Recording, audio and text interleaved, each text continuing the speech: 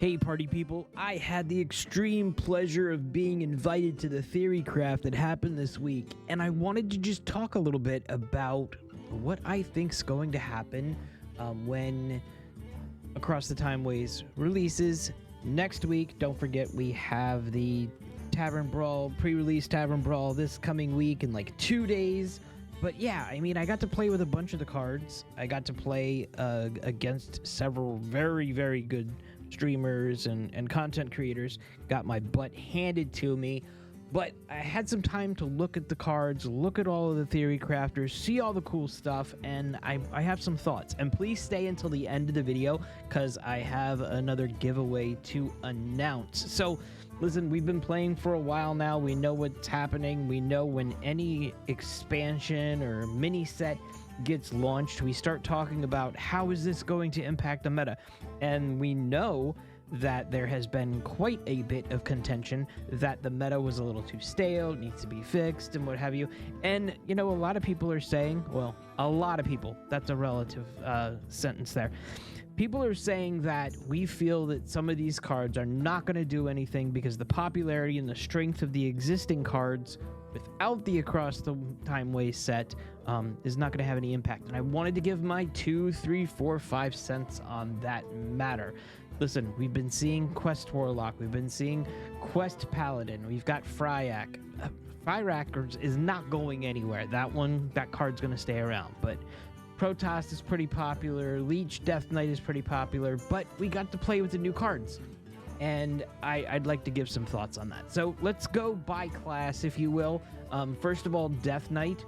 I think right now when we're looking at Death Knight and we're looking at all the pieces here of Death Knight, yeah, I don't see anything changing massively with this package yet. Now listen, I could be completely wrong here. These are my thoughts from what I've seen, but I didn't see Death Knight being too huge strong.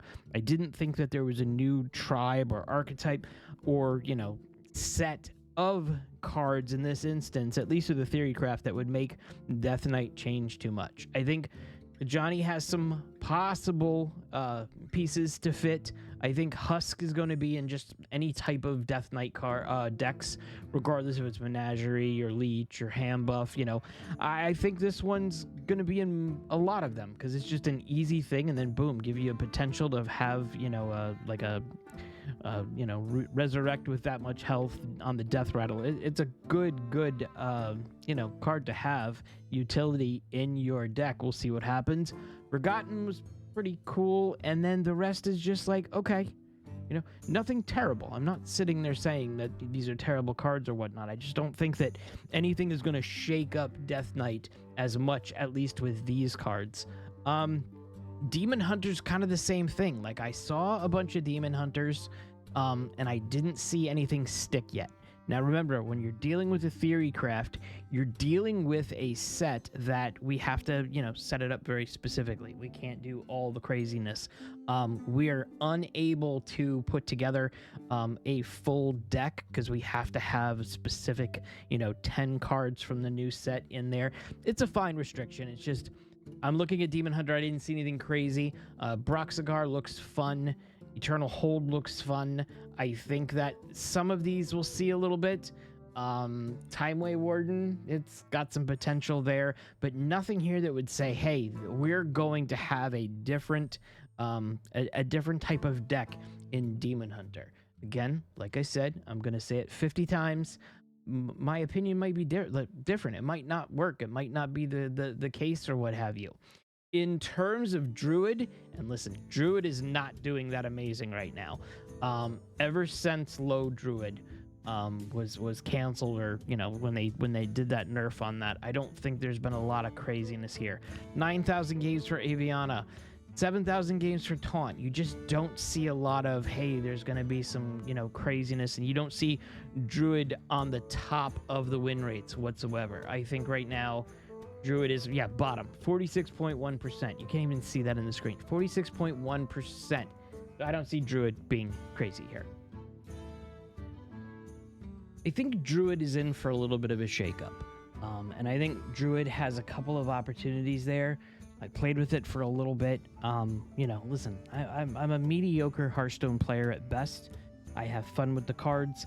My purpose of going to the Theorycraft was seeing all the cool card art, animations, what have you. So I got my butt handed to me several times. But Lady Ashara, it's got some interesting pieces to it. I love both of these locations. I love them both being buffed. So either opportunities there. I like Krona, Timekeeper. Set the cost of the bottom 5 cards in your deck to 1, and then there's opportunity here to where you can put more things on the bottom. Discover 2 beasts, put them on the bottom of your deck for +5/+5, and then contingency draw the bottom 2 cards from your deck. So something's there. Will it be as cool as Low Druid? And I loved Low Druid. I thought that was one of my favorite decks that I played for quite a while. So I think we're going to see some shakeup with Druid. Absolutely. Do I know what it is yet? No. Pay no attention to these star ratings right now. They're still working on the kinks here. This is just a couple of votes here or there. But I think there's going to be some Druid synergy that everybody's going to appreciate something new, if you will, in terms of Druid. Hunter was a little nutty, in a good way or a bad way, whatever you want to think about it. Beast is very strong. It's always very strong. I think there's some cards here that are going to make it even better. Ranger General Sylvanas. It was a great card. No matter what you're using it with, for everybody, I can't think of a deck where you wouldn't want to put this in there, unless it's very, very specific what deck you're using. King Maluk, it's a little bit of a bait, or Maluk, or what have you. It's bait. Ulticon, if you don't know him, follow him. He did this awesome combo where he was able to, you know, one turn kill me with this combo and getting it on a board, and it was very fun, very cool, but it took him a while to do. He said he was playing for like almost 3 hours before he was able to pop that combo off. And, you know, a couple little things. This one right here, Rewind. I mean, a 3-cost beast. It attacks a random enemy. It's not that great, but there could be something here. Your hero power costs 0 while your hand has 3 or less cards. I think that's awesome. I think there is potential with some discover options here that we'll be able to deal with.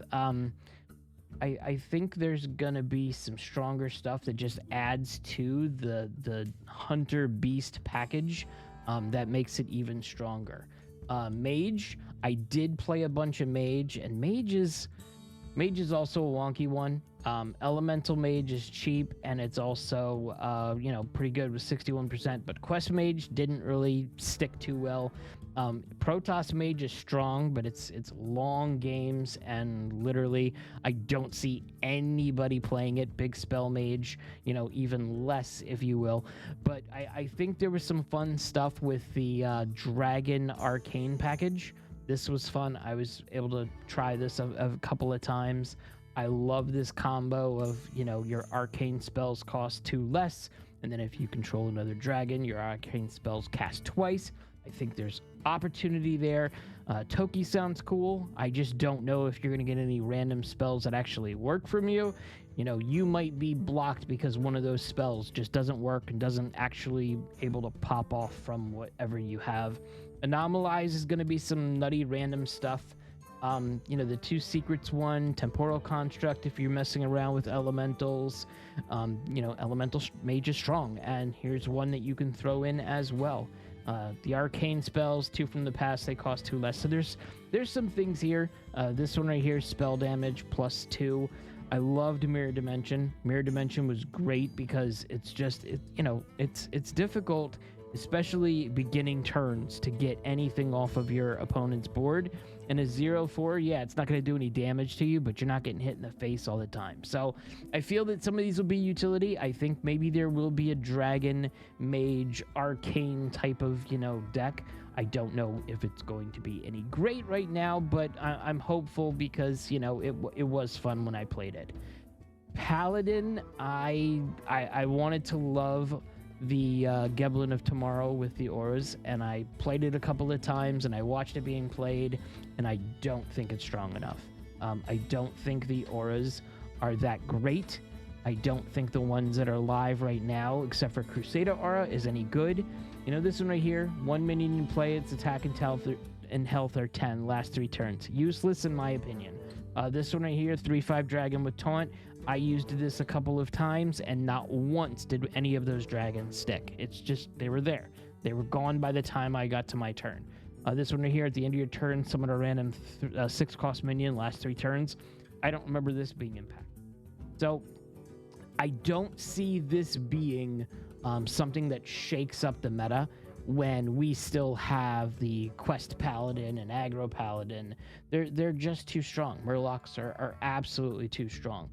I feel that we have potential of throwing in the Fins Beyond Time to the Murloc package potentially, but it's just, it doesn't need anything right now. It doesn't. Paladin, as you know, the Murloc quest, you know, deck, if you will, it just doesn't need anything. So I don't think that's going to be anything significant. Mend the timeline, don't see this. I see this past No Moragan.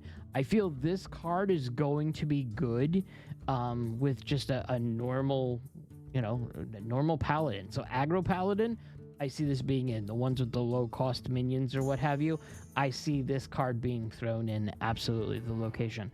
This one, the mech, the elemental, I just didn't see any of this. I don't think there's enough mechs right now on the Paladin side that would say, hey, let me make a mech Paladin with Neon Innovation and PMM Infinitizer. I don't see it. And then this Hard Light Protector, it's just, I don't see any of those pieces yet. I think in Wild there's going to be some nutty stuff with the auras when there's more auras to work through. But I think Paladin, if you're playing Paladin, and listen, Paladin, the Murloc Quest Paladin is less than 5,000 dust. I don't see you swapping around, unfortunately, because Paladin's one of my favorite classes. Go to Priest, and we'll see Protoss, Bandage. I think that's really it. Yeah, Protoss needs some help. Priest needs some help. And while Medivh the Hallowed was fun, and Eternus was fun, I don't know where that's going to go. I do believe that this is a very strong card, but I do believe that this card is way, way too slow. And, you know, in order for these to be super, super awesome value, you know, they all 3 have to be in your hand. So we'll see. Past Conflux I like, but it's just, I like it as, you know, as a location, not like, oh, it needs to go in this deck. It needs to go in this deck.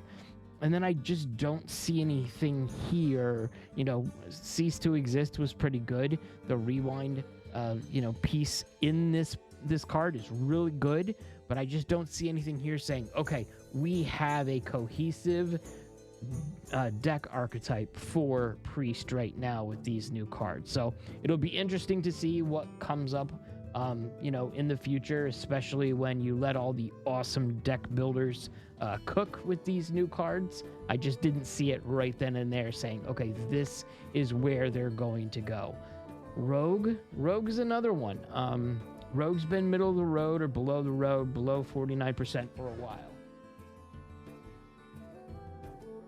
And I think Rogue, the biggest thing is Fire-Rack Rogue, and I don't see anything else crazy right now. Cycle Rogue is there, but there's only 2,100 games. I don't see it, and I really wasn't going to play a Rogue right now.